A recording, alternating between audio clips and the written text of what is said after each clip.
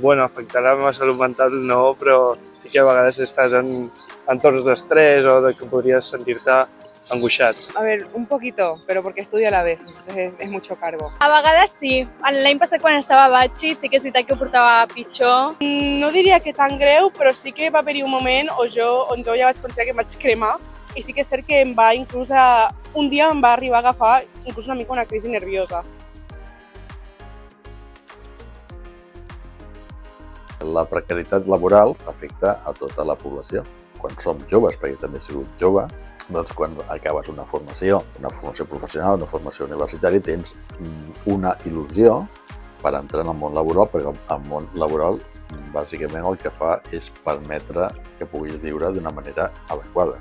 Si no vius d'una manera adequada, això afecta a la salut mental.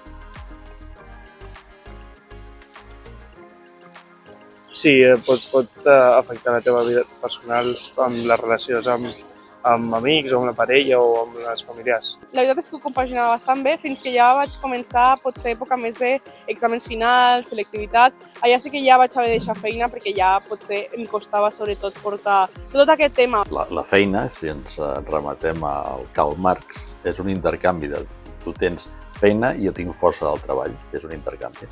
Doncs el que es pretén és que sigui just, amb les condicions no òptimes, sinó adequades, mínimes, perquè una persona pugui anar a treballar amb ganes i amb il·lusió.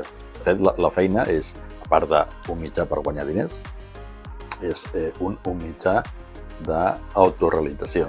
Vista la situació, tenc entès que cada cop és més difícil i doncs això angoixa. Bueno, sí, puede ser porque a veces se dice que no tiene muchas salidas y puede ser que a veces me preocupa, pero bueno. Si ell o ella o la persona no és capaç per si mateixa d'arribar a un punt de reflexió i fer clic, doncs acudir a professionals que es dediquen a això.